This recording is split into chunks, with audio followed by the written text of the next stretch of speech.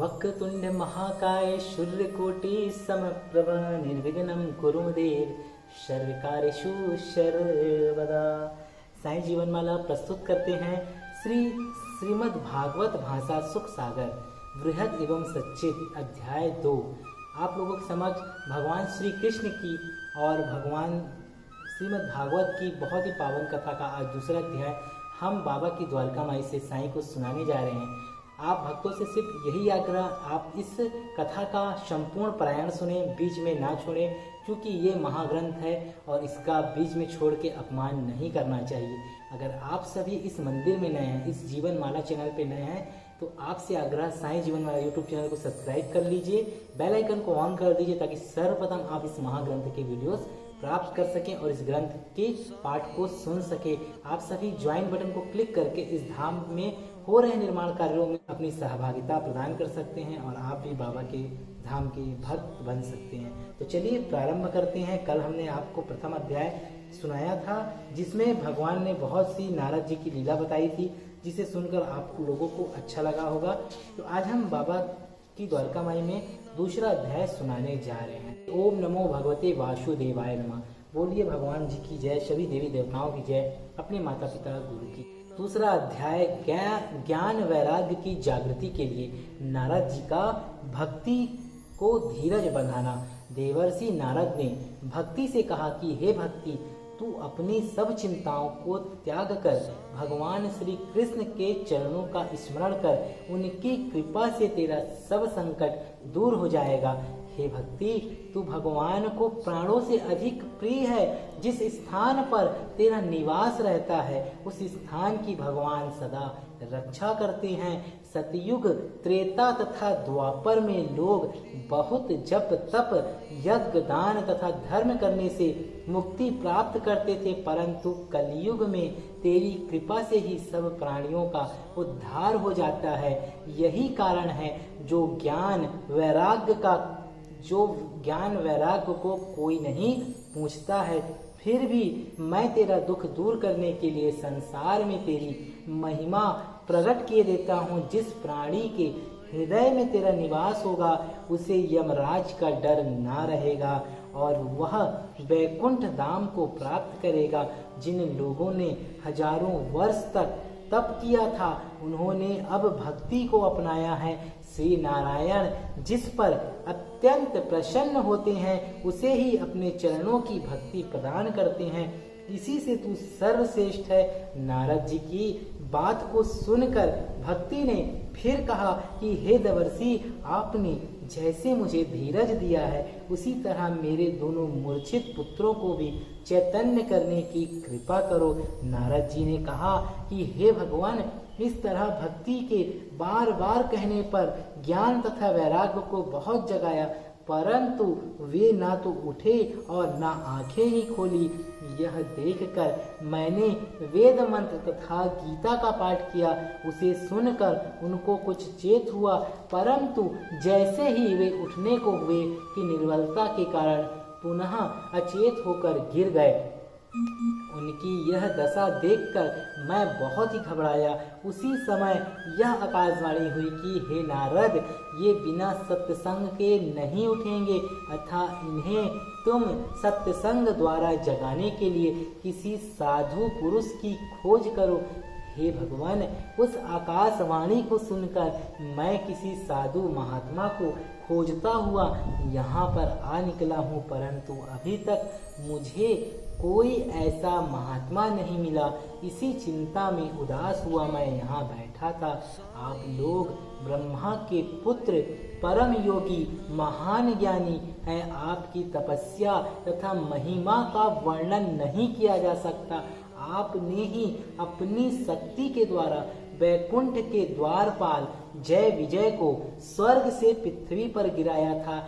ऐसी शक्ति किसी दूसरे में नहीं है।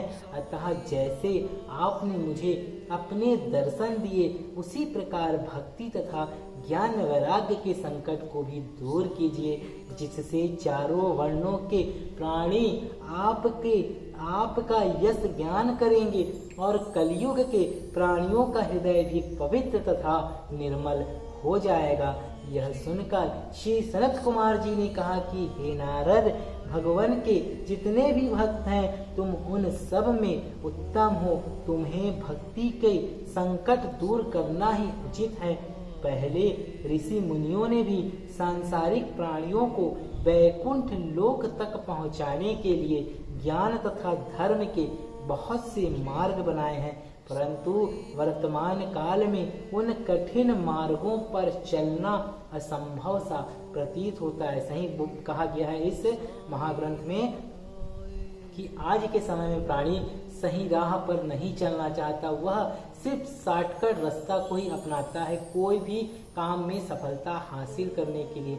आप लोगों से साईं की द्वारका माई से यही आग्रह करना चाहूँगा, कोई भी काम करे धीरज रख के करे और सही मार्ग पे करें और सही काम करें, क्योंकि सही काम आपका आगे जाएगा, थोड़ा समय लेगा, लेकिन गलत काम आपका बहुत जल्दी आगे जाएगा, लेकिन गलत काम का नतीजा गलत ही होता है। आगे सुनते हैं इस महाग्रंथ की पावन कथा में, क्योंकि उनसे परिचित कराने वाले गुरु की कमी है, परंतु उसे प्राप्त करने के लिए श्रीमद् भागवत सबसे उत्तम साधन है।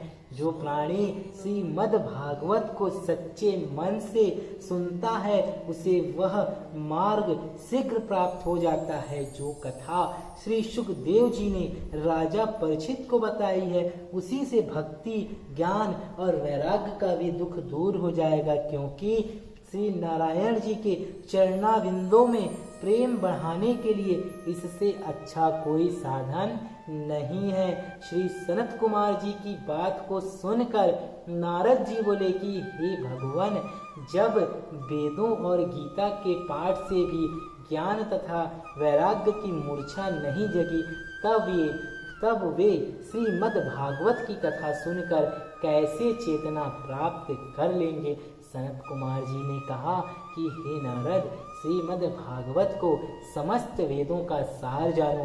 उसके एक एक श्लोक में वेदों का सार भरा हुआ है। भगवान वेद व्यास जी ने सब वेद पुराणों के अर्थ को मत कर श्रीमद् भागवत में रख दिया, अतः इस कथा को जो भी सुनते हैं उन्हें संपूर्ण वेदों का सार प्राप्त हो जाता है। हे नारद, इसके अलावा एक बात और भी है जिसे तुम भूल रहे हो, और वह यह है कि श्रीमद् भागवत के मूल 4 श्लोक तो स्वयं श्री नारायण जी ने ब्रह्मा जी को सुनाए थे, और ब्रह्मा जी ने उन श्लोकों को तुमसे कहा था और तुमने वेद व्यास जी से कहा। उन 4 श्लोकों के आधार पर ही वेद व्यास जी ने श्रीमद् भागवत महापुराण की रचना की है।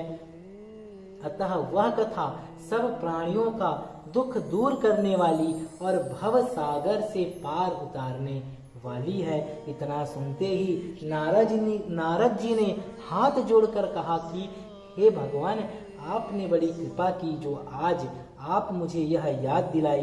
मेरे धन्य भाग्य हैं जो मैंने यहाँ आपके दर्शन प्राप्त किए, क्योंकि भाग्य से ही सत्संग मिलता है।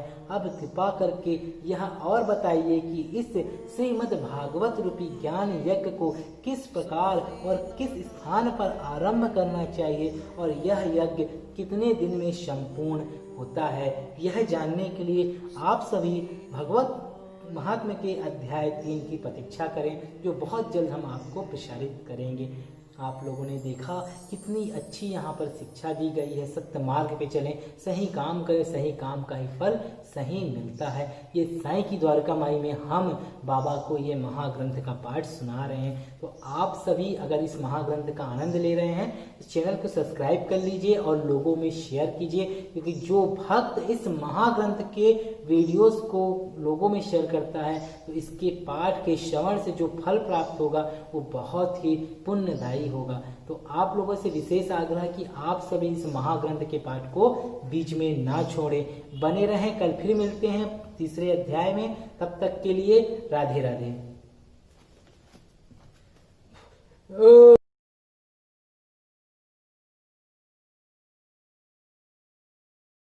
ओम साई राम। आप सभी पे शिरडी के साईं की अपार कृपा बनी रहे। साईं बाबा सेवा आश्रम करगी रोड कुटा जिला बिलासपुर छत्तीसगढ़ में स्थापित हूबहू शिरडी धाम में शिरडी के साईं बाबा की भव्य समाधि मंदिर का निर्माण कार्य प्रगति पर है और बाबा का यह निर्माण कार्य 2013 के बाद से पुनः चालू हुआ है, जो कि छत का काम पूर्ण होना है और मंदिर निर्माण का। तो आप सभी साईं भक्तों से बस एक विनम्र आग्रह कि बाबा के इस मंदिर निर्माण में आप यथा योग्य निर्माण सामग्री अपने नाम से, अपने परिवार के नाम से दान स्वरूप प्रेषित जरूर करें और इस निर्माण को पूर्ण कराने में अपनी सहभागिता प्रदान करें। शिरडी के साईं आपकी सारी मनोकामना पूर्ण करें और आपके जीवन में खुशियां ही खुशियां लाएं। आप लोगों से पुनः आग्रह, निर्माण कार्य चल रहा है और निर्माण सामग्री की बहुत ही जल्द आवश्यकता है, तो आप लोगों से आग्रह है कि आगे आएँ और इस निर्माण काम में सहयोग करें। संपर्क कर सकते हैं दिए गए नंबर पर। ओम साईं राम।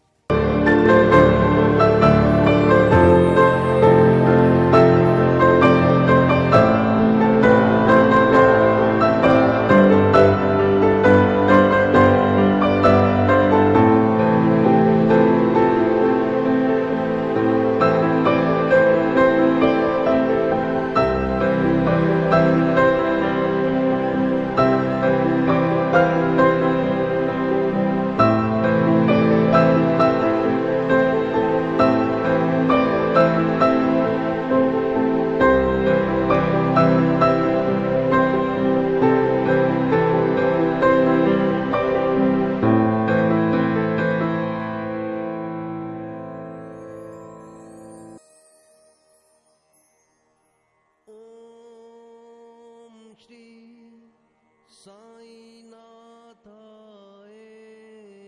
नमः। ओम श्री साईनाथाय नमः। ओम श्री साईनाथाय नमः। ओम श्री साईनाथाय नमः। ओम श्री साईनाथाय नमः। ओम श्री सामने देखो। बोलो साईं बाबा की जय। जय। देखो सामने आप भी।